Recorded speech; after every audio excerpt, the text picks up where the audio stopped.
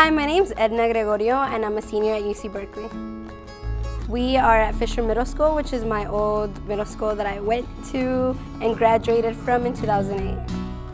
Actually, this is the counseling office, and when I was in 8th grade, I was the 8th grade president and I had to give a speech, my first speech that I actually gave in public, and the counselor at that time, Ms. Ortigas, ran that speech through with me in this room. And there was an event where we had to dance salsa, and she loves dancing salsa, so she taught me some moves in that room as well. So growing up, I moved around a lot. I was born in San Jose, but at the age of 5, my dad moved us to El Centro.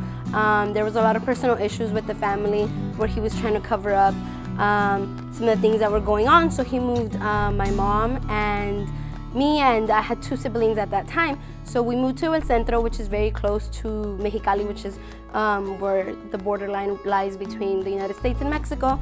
And basically after that, we spent a few years everywhere we went. We came back to Hollister, and then we came back to San Jose, to the other side of San Jose. Then we finally moved to the east side of San Jose. And Fisher was the first time that we were able to settle down, the middle school that we're at right now. So to me that was really important, because it's finally I had the sense of community and I was back home in San Jose where all my family was, ever did. I am currently at UC Berkeley and I totally love it.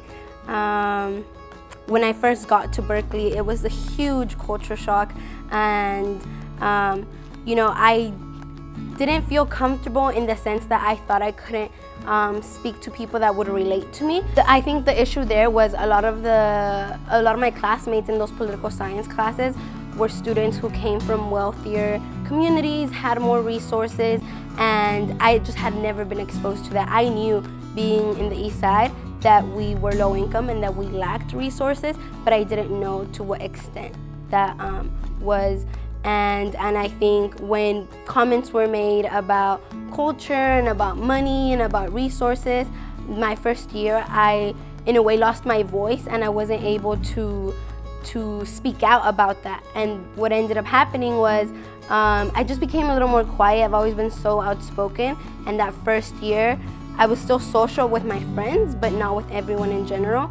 And what happened was, towards the end of my freshman year, I found how strong the Raza community at Berkeley is.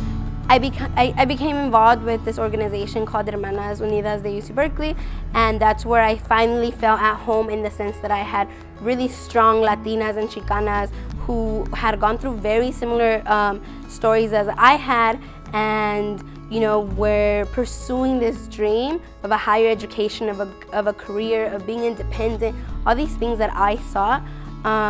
And I hadn't ever seen anywhere. I'd never seen 50 or 60 Latinas just ready to take on the world, and all of them were these beautiful, amazing souls. And I finally found home at Berkeley. And so my personal dream is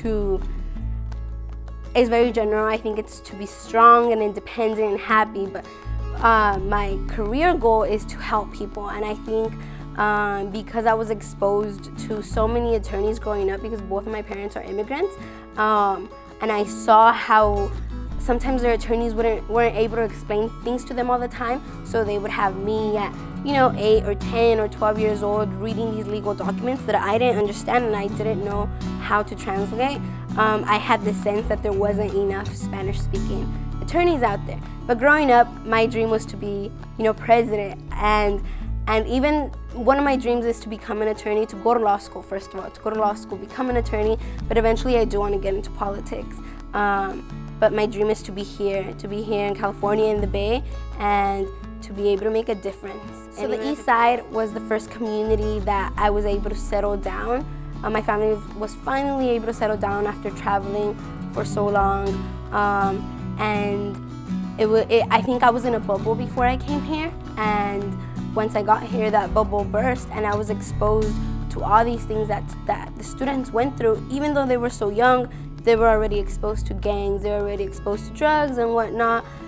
But I feel like I could look past that and see the parents and see the support system, and I realized how hardworking this community is, how beautiful inside and out this community is, and how from the outside people don't give us enough credit.